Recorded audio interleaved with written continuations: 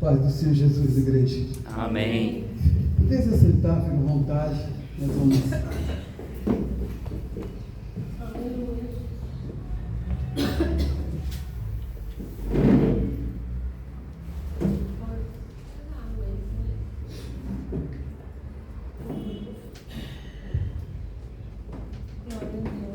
Nós vamos, em primeiro lugar, apesar que já é horário, mas eu vou orar novamente.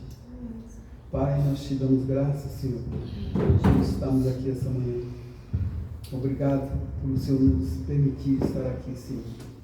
Sabemos que somos pessoas limitadas, principalmente eu, Pai, sou uma pessoa limitada, mas eu sei que o Senhor tem um propósito na vida de cada um, e o Senhor usa a vida de cada um conforme o teu querer e a tua vontade, Pai.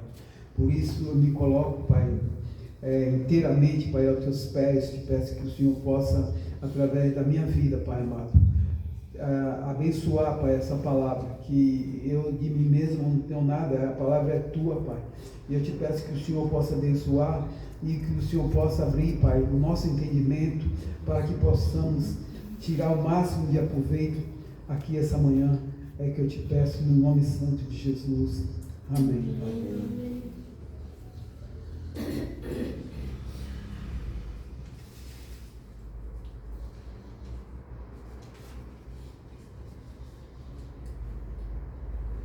Eu quero compartilhar com vocês o livro de Apocalipse, capítulo 1, a partir do verso 9.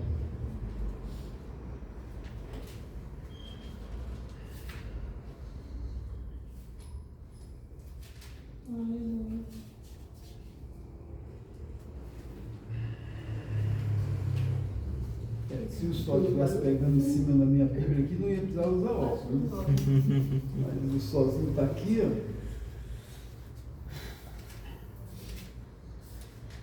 Todos se encontraram? Amém. Diz assim: eu, João, que também sou vosso irmão e companheiro na aflição e no reino e a paciência de Jesus Cristo, estava na ilha chamada Pátimo por causa da palavra de Deus e pelo testemunho de Jesus Cristo.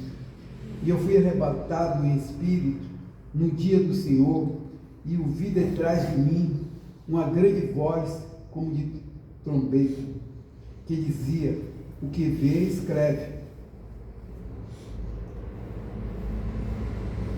E em um livro enviados às 7 igrejas que estão na Ásia: Éfeso, Esmirna, e Pérgamo, Tiatira, Sardo, Filadélfia e Laodiceia.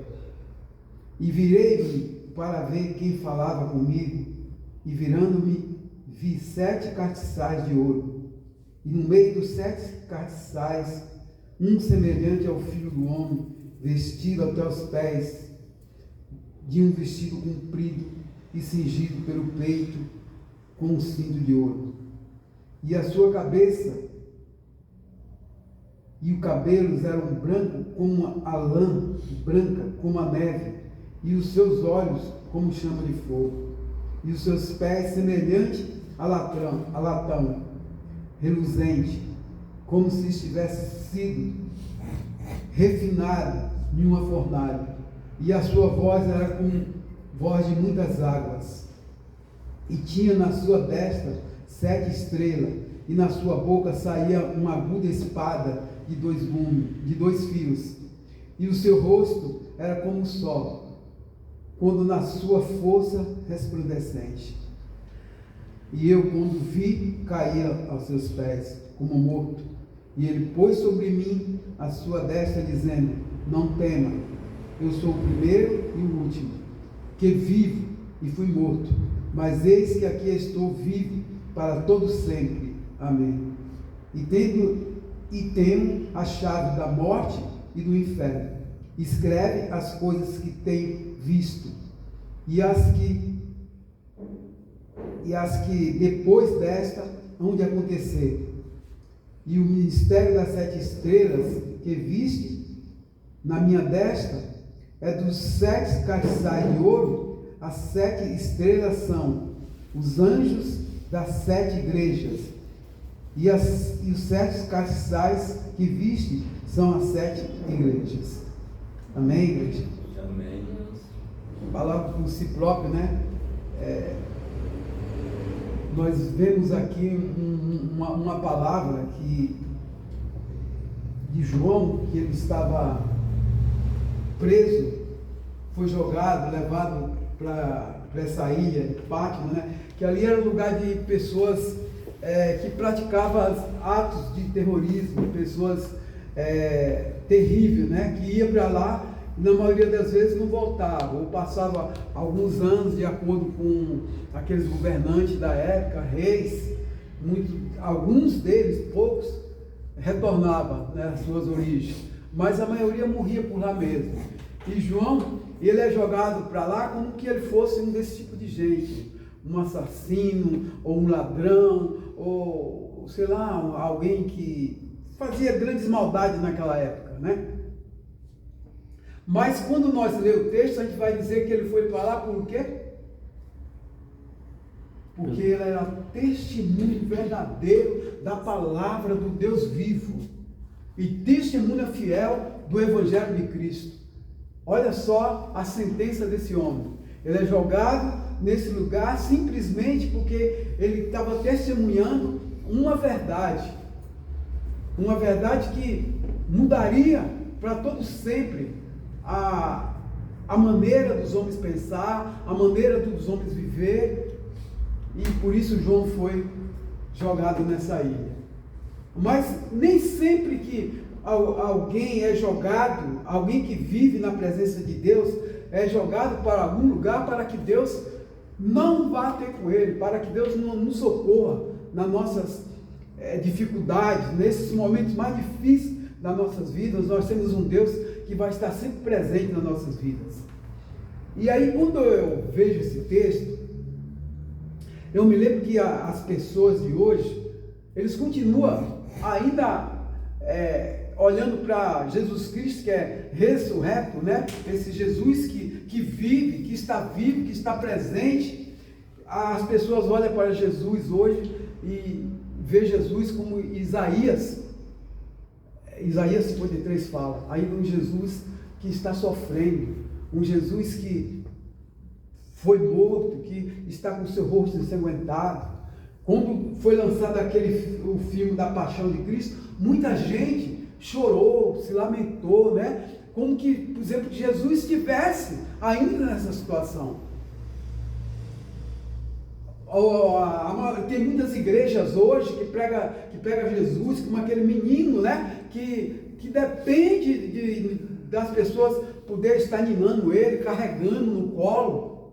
Outros, um Jesus morto, né? Que faz procissões, né, imensas, com um Jesus que está morto. Não, o nosso Deus, ele está vivo. Ele vai dizer aqui na palavra que ele está vivo. É assim que nós devemos lembrar de Jesus, um Jesus ressurreto, um Jesus que esteve morto, mas que vive para a eternidade. Amém. Sempre amém. É dessa maneira que Jesus quer que nós se lembramos dele.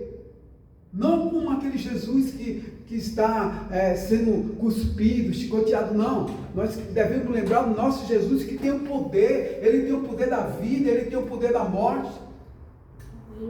Ele é a autoridade máxima de todas as coisas. Nada se move sem a presença de Jesus.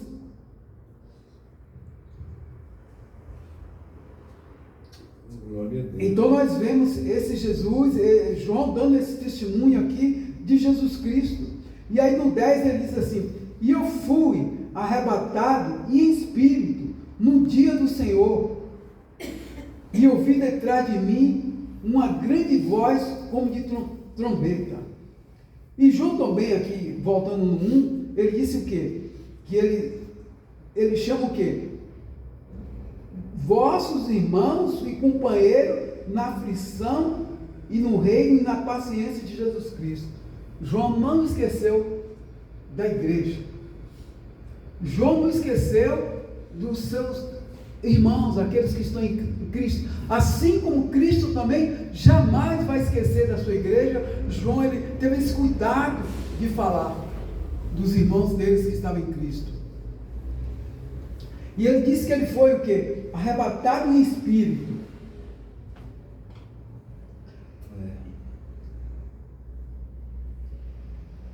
É o 10. E eu fui arrebatado em espírito no dia do Senhor, e ouvi detrás de mim uma grande voz como de trombeta. E aí eu começo a me pensar, esse dia do Senhor, como que seria o dia do Senhor? Né? E o dia do Senhor, para muitos, né? Eu aqui não tenho assim talvez uma suficiência para falar muito dessa palavra, mas alguns estudiosos dizem que esse dia do Senhor seria o primeiro dia da semana. Por isso que nós cristãos sempre celebramos o primeiro dia da semana, né? Alguns estudiosos falam sobre isso. Eu não sei se isso tem realmente um sentido bíblico, né? Porque não adianta a gente querer falar por nós mesmos, por inteligência nossa, mas tudo que nós adquirimos, nós temos que adquirir pela palavra de Deus. Amém. A verdade é a palavra de Deus. Mas alguns estudiosos dizem que seria o primeiro dia da semana, né? O dia do Senhor. Algumas referências que a gente lê, o dia do Senhor seria o terrível dia do Senhor, né? Então a gente não pode ter essa certeza. Mas uma coisa é certa, que aqui quando ele diz, no 11, que ele diz assim, e ele dizia, o que vê, escreve no livro, e envia às 7 igrejas que estão na Ásia, que são Éfeso, Esmirna, Pérgamo, Tiatira, Sardo, Filadélfia e Laodiceia. E aí a gente, quando ele fala assim, que ele foi tomado em espírito, a gente lembra de quê? De Paulo. Paulo também foi tomado em espírito. E Paulo vai dizer o quê? Que o que ele viu foi coisas tão infláveis, né? Que essa palavra inflável, que pode ser uma coisa tão maravilhosa, né? Que ele não poderia, ou não teria a capacidade de expressar, ele como ser humano, aquilo que ele viu.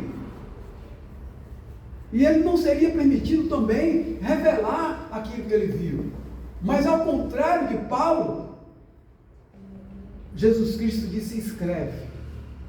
Fala para João, o que você viu, o que você está vendo, escreve.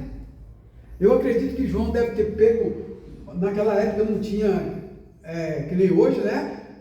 Deve ter pego aqueles papiro que fala? Papiro e pergaminho, né? Devia ser enorme, né? Para João escrever toda essa carta, né?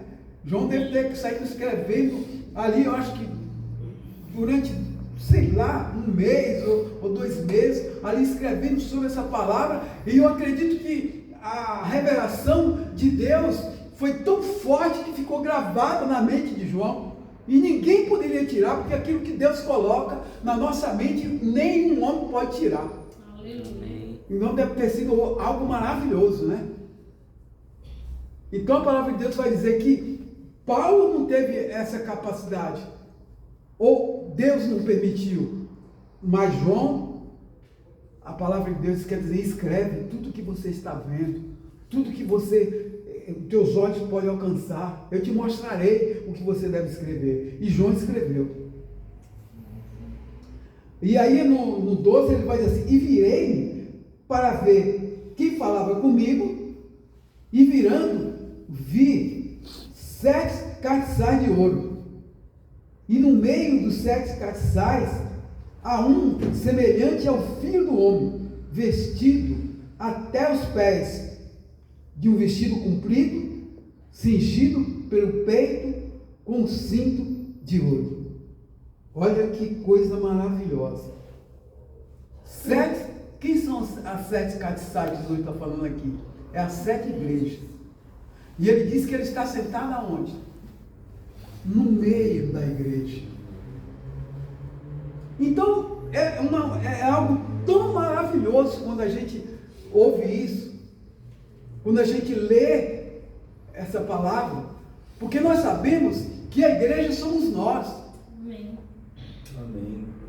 E que Jesus, ele está não aceitado, mas ele está dentro do coração daquele que ama Cristo, daquele que crê na sua palavra. Ele agora vai estar dentro do nosso coração. E se você tem a Cristo, quem pode nos fazer mal? Quem? Se você tem a Cristo, quem pode te condenar? Eu não estou falando, veja bem, quando eu estou falando de condenação, eu não estou falando de enfermidade, eu não estou falando de perca materiais, eu não estou falando de perca de emprego, eu não estou falando desse tipo de coisa. Eu estou falando de você perder, de ter uma vida eterna, de uma eternidade. Eu estou falando que aqueles que estão em Cristo viverão eternamente. Amém. Então por que temer? Nós não precisamos temer, nós precisamos estar em Cristo, para que Cristo possa estar em nós. Ele diz que ele vai estar sempre, vai estar sentado no meio da igreja, vai estar, aonde você estiver, aqui neste momento que nós estamos pregando a palavra de Deus, Cristo está aqui presente. Amém. Porque ele prometeu, aonde tivesse 2 ou 3 falando meu nome, eu estaria presente. Aleluia. Então isso é uma palavra que me alegra. Saber que o meu Deus não me abandonou.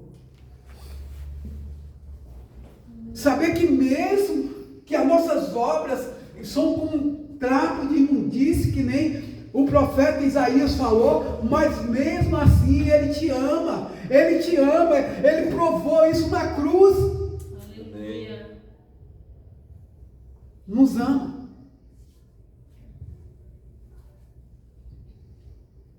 Mesmo Ele sabendo da maldade do nosso coração, sabendo quanto somos mal, quanto somos limitados, mesmo assim Ele nos ama. Eu não sei se vocês têm parado para pensar nisso.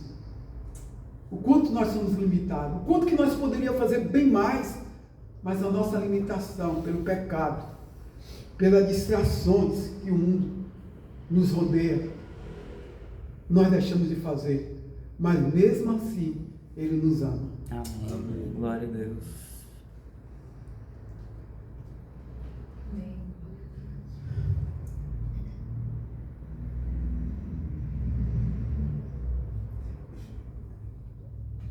Deixa eu pôr o óculos, porque às vezes também no meio dos 7 caras. E na sua cabeça, o 14, na sua cabeça, cabelos eram brancos, como lã, branca, como neve, e os seus olhos como chama de fogo. Aqui nós vimos aqui que esse cabelo branco, ele representa a santidade de Deus. A eternidade de Deus. Eu me lembro que teve alguém que Jesus sempre cita ele na Bíblia, que é em Daniel 7, versículo 9, se Mateus tiver a oportunidade de colocar aí, que Daniel vai citar essa mesma frase que João está citando aqui. E Daniel lá faz referência ao Deus vivo.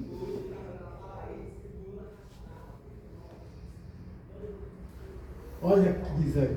E eu continuei olhando até que foram postos uns tronos e um ancião de dias.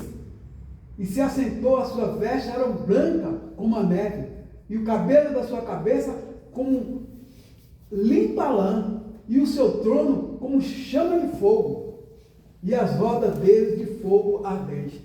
É a mesma referência que está aí. Então, o que essa palavra está dizendo? Que na eternidade, o nosso Deus será Jesus Cristo, Ele vai estar conosco, Ele que será o nosso sol, aquele que não vamos precisar de sol. A luz de Jesus Cristo que é uma luz que reflete tanto que nós vamos viver sempre na presença dEle, sem precisar mais da luz do sol. Amém. Louvado seja Deus. Então Jesus Cristo era Deus.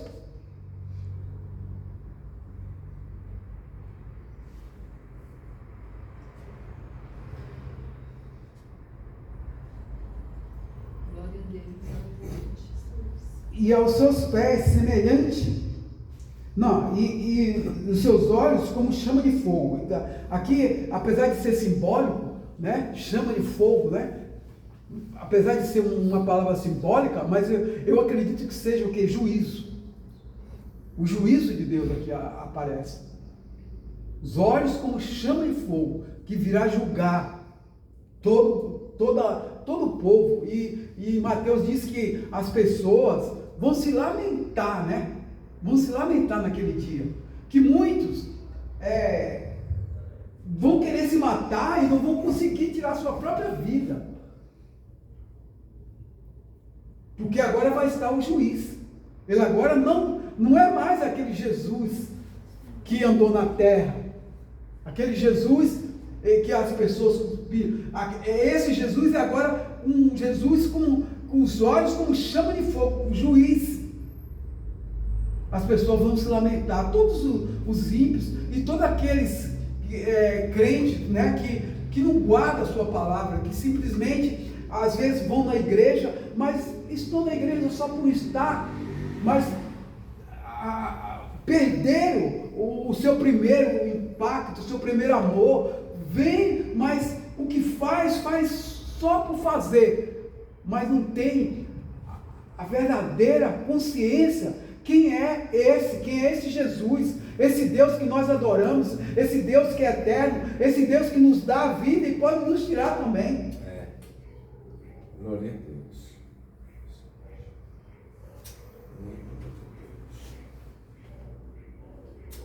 E os seus pés semelhante a latão, reluzente, como se estivesse sido refinado em uma fornalha, e a sua voz como voz de muitas águas.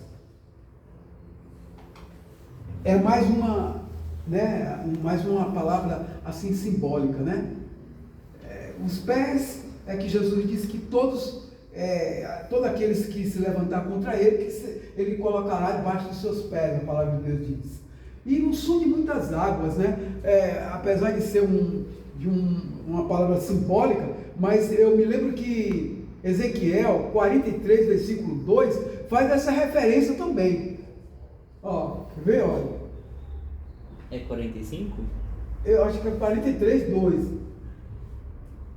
Ezequiel 43, versículo 2. Veja. Eis que a glória de Deus de Israel, vindo no caminho da sua voz, era como voz de muitas águas, ó, tá vendo? E a terra resplandeceu por causa da sua glória. Então, muitas águas. O que a água faz? Quem já foi em Foz do Iguaçu, aqui? Mas algumas cachoeiras vocês já foram. Sim. Quando você chega perto de uma grande cachoeira, né? Faz um barulho, né? Maravilhoso. Você imagina, aqui é lógico que simbólico, mas a voz de Jesus, ele está dizendo que é com muitas águas. Algo que você... Eu fui em Foz do Iguaçu, quando você começa a caminhar em uma ponte que tem lá, que você se aproxima, você pode gritar, do jeito que for, ninguém vai escutar nada. É algo tremendo. Você imagina a voz de Cristo, né? A voz de Cristo ecoando, falando com o seu povo. É algo maravilhoso você poder ouvir isso. E ele diz assim, no 16, eis que tinha na sua destra 7 estrelas, e da sua boca saía uma aguda espada de 2 fios, e o seu rosto era como o sol, quando a sua força resplandece. E aí, quando a gente olha para essa palavra, a gente imagina o quê? A espada de 2 gumes.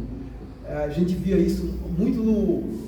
Jesus expressou essa frase aqui, justamente que naquela época, as pessoas não brigavam, que nem hoje, né? Que aperta aqui um botão e o míssil vai lá, não sei aonde, explode. Não, na realidade era corpo a corpo, na espada que cortava dos 2 fios, lado a lado. Então Jesus Cristo expressa isso para que as pessoas pudessem entender. Ele está dizendo, olha, a minha palavra é como uma espada, que ela corta de 2 lados. E aí quando a gente olha para Hebreus 4:12, Hebreus vai justamente refletir isso daí que Jesus está falando aqui, que João vai estar falando através de Jesus Cristo. Porque a palavra de Deus, ela é viva, eficaz, mais penetrante do que qualquer espada de dois gumes, penetra até a divisão da alma, do espírito, da junta, medulas, e é apta para discernir os pensamentos e intenções do coração. Olha que coisa. Quer dizer, quem pode, por exemplo, esconder alguma coisa de Cristo?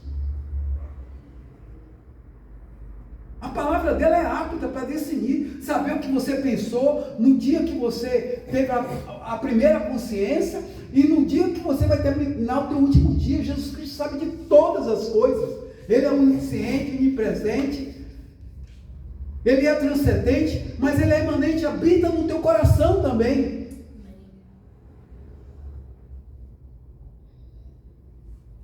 Então Jesus sabe todas as coisas.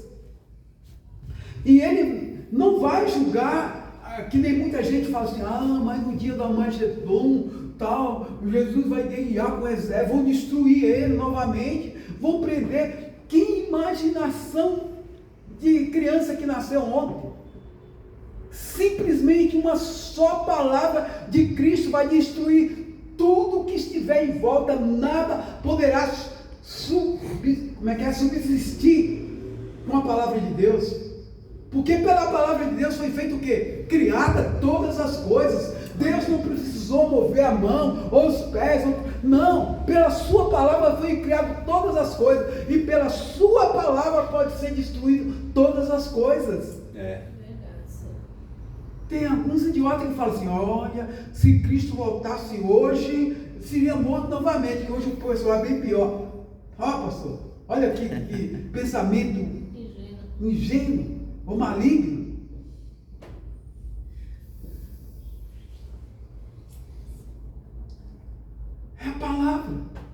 É a palavra que nos julga, é a palavra que nos salva. Aqueles que estão em Cristo, nenhuma condenação há para aqueles que estão em Cristo Jesus. Se você está com a palavra, se você está vivendo essa palavra, nenhuma condenação há. Mas porém, se você não estiver vivendo, você já está condenado.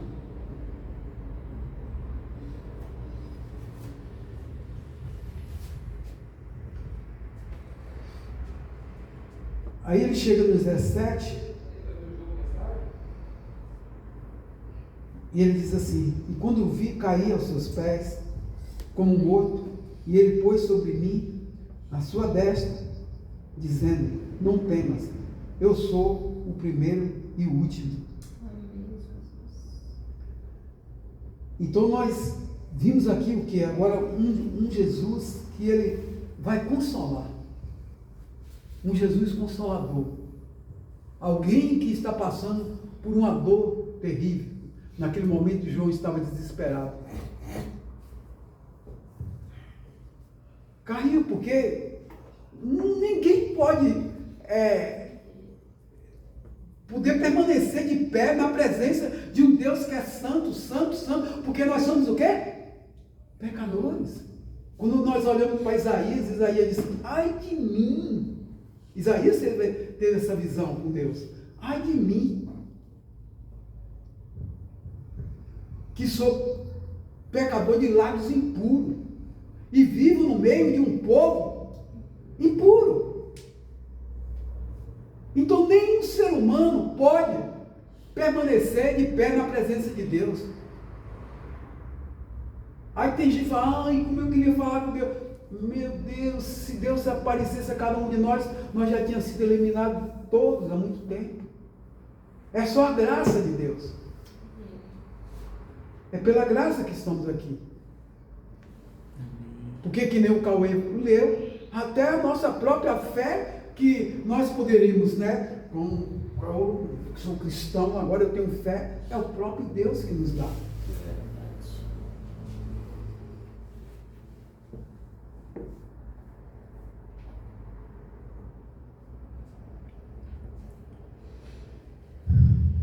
E ele disse no 18, eu que vivo e fui morto, mas eis que aqui estou vivo, para todo sempre.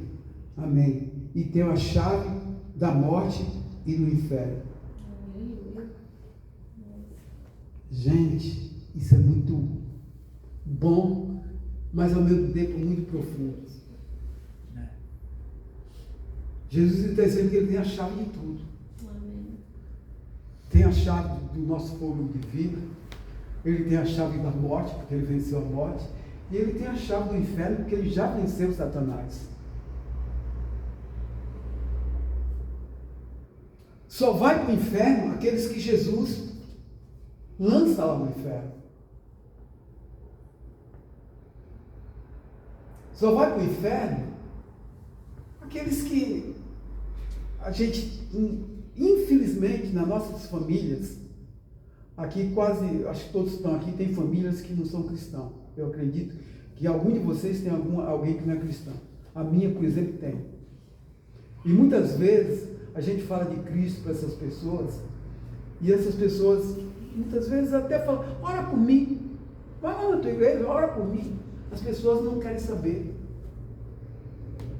Mas o problema é que essas pessoas vão se lamentar tanto quando chegar esse dia.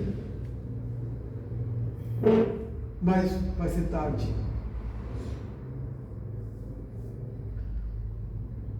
Porque esse Jesus que tem a chave da vida, tem a chave da morte, tem a chave do inferno,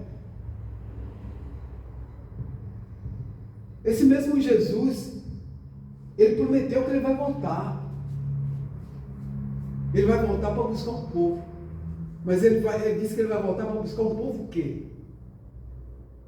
Um povo que santificaram para ele. Um povo que estão guardando os seus mandamentos.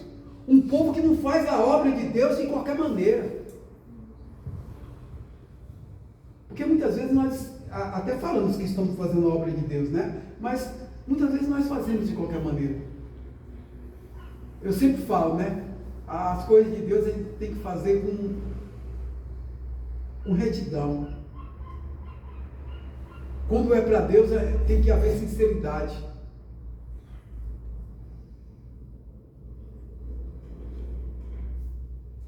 Então, que a gente pudesse ver bem isso, é Jesus que tem a chave da nossa vida. É Ele que abre portas, é Ele que fecha as portas, é Ele que tem a chave do inferno. Não é, você não vai para lá, para o inferno, porque muitas vezes Deus vai te jogar no inferno. Não, você vai para o inferno justamente porque você não ouve a palavra de Deus. Ele tem o poder de jogar no inferno, mas você vai para lá porque você não tem dado ouvido a palavra de Deus. Muitas vezes as coisas que esse mundo oferece se tornam mais importantes nas nossas vidas. E nós deixamos de fazer as coisas, a obra de Deus. Mas glória a Deus que ele diz assim, no 18, eu que vivo e fui morto, mas eis que aqui estou vivo para todo sempre. Aleluia. E tenho a chave da morte e do inferno. Escreve as coisas que tem visto, e as que são, e as que depois destas hão de acontecer. Então Jesus, mais uma vez, ele fala isso para João: escreve, João. Escreve, porque vai acontecer muitas coisas ainda. Muitas coisas. Apocalipse é um livro que ele fala do presente, né? Do passado e do futuro. Muitas coisas irão acontecer ainda. Mas uma coisa é certa: tudo que irá acontecer tem a mão do Senhor Jesus. Ele vai estar presente em todas as etapas da criação, principalmente do homem, né? Que ele diz que ele é imagem e semelhança dele. Alguém que ele quer conversar, alguém que ele quer falar. Nós falamos com nossos semelhantes, pessoas igualmente a nós. E Jesus, ele se coloca dessa maneira. Ele quer falar conosco, ele quer ouvir a tua voz, ele quer ouvir o teu clamor, ele quer ouvir você dizer para ele o quanto que você adora, o tanto que você ama, o quanto que você está passando, as tuas dificuldades. Amém. Aleluia. Glória a Deus.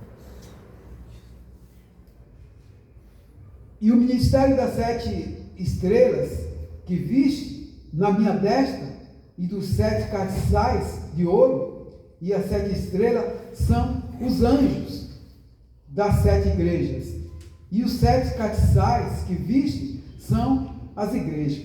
Então aqui ele está falando de anjo, né? E esse anjo, nem sempre a palavra anjo é referente a anjo mesmo. Aqui na realidade, quando você lê as 7 igrejas, você vê que ele estava falando de pastores, né? Você vê que ele estava falando de pastores, e ele está falando que ele tem os pastores aqui na palma da mão dele.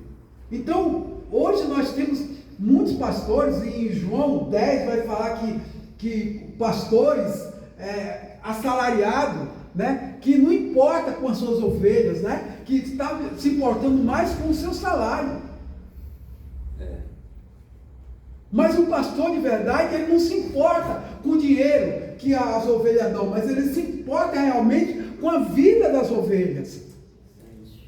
E hoje nós estamos vivendo em uma época que os pastores não estão muito mais importando com a vida das ovelhas, mas ele está importando com aquilo que as ovelhas podem dar. Infelizmente. E João está fazendo essa referência. Olha, sabe quem tem a vida dos pastores na mão? É o Senhor Jesus. Então veja bem, eu não preciso me preocupar com nada, porque Deus disse que Ele prometeu que Ele cuidaria da vida dos pastores.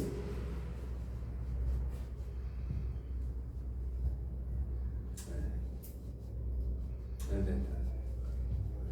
Eu já estou encerrando, eu só vou ler aqui esse versículo que eu gosto muito, que é Apocalipse 2, que diz assim, 2:2, que diz assim: eu sei as tuas obras, o teu trabalho, a tua paciência, que não pode sofrer mal, e puseste à prova os que dizem ser pastor, apóstolos, e não são, e tu achaste mentirosos. Isso é uma igreja que Cristo está elogiando ela. Eu sei, eu conheço as tuas obras. E Cristo é isso mesmo, Ele conhece as nossas ações, aquilo que fazemos. Não adianta a gente mentir. A gente pode mentir para o pastor Rosildo, a gente pode mentir para o pastor Inês, pode mentir para o Mateus, pode mentir para o Cauê, mas não conseguimos mentir para o nosso Deus. Aleluia, é verdade. Porque Ele diz que Ele conhece, sabe o que estamos fazendo. Então não adianta nada. Quando você tiver algum problema, fala a verdade, não minta. Não adianta a gente ser mentiroso, porque Deus conhece o que nós vamos falar, o que já pensamos. Então Jesus entra aqui elogiando, mas depois ele vai dizer: porém eu tenho contra ti algo. É que você perdeu o primeiro amor. E esse primeiro amor aqui, gente, eu vejo que não é. Porque primeiro amor seria quando as pessoas dizem: olha, vem aqui aceitar Cristo, e as pessoas vêm chorando, tá? Não é isso que o Cristo está falando. É verdade. Não é isso que o Cristo está falando. Não é desse sentimento. Jesus Cristo está falando aqui agora de algo que você recebeu e que Ele conhece que você pode ser melhor, e você está fazendo relaxadamente. Você não tem mais o prazer de fazer as coisas de Deus com reverência, com sinceridade, com amor, de falar assim: ó, o que eu preciso fazer, pastor Rosildo? O que eu preciso fazer para me melhorar? Eu quero fazer melhor, porque eu não estou fazendo para homem, eu estou fazendo para o meu Deus, que morreu na cruz, que derramou o seu sangue, para que eu pudesse alcançar a vida eterna. Amém. Glória a Deus. Aleluia. Glória a Deus. Então nada desse mundo pode nos tirar do prazer de poder estar na presença do Senhor, de poder poder chegar aqui e dizer assim, eu tenho prazer, olha, nas coisas que estão lá, se Deus permitir, eu vejo, eu faço depois, mas em primeiro lugar, eu quero fazer para o meu Deus, que Ele é Ele que tem a chave da minha vida, é Ele que está permitindo que eu tenha um fôlego, de eu poder andar, é Ele que me tira da UTI quando os médicos já falaram não tem mais jeito, é Ele que me sustenta aos 70, aos 90, aos 100 anos, é Ele que tem a chave da vida. Amém. Glória a Deus. Amém. Louvado seja Deus. Tudo no controle de Deus. Que a gente possa entender isso. Que a gente possa sair daqui essa manhã dizendo, eu quero conhecer mais esse Jesus. Amém. Que me amou tão profundamente. E que me ama, apesar de eu ser limitado. Aquilo que eu faço é com um trapo de imundície. Mas Ele me ama mesmo assim. Aleluia. Amém, gente? Amém. Glória a Deus. Mateus, eu quero que você põe um hino aqui e diz assim, ao que estás assentado no trono, ao Cordeiro. Aquele corinho, né?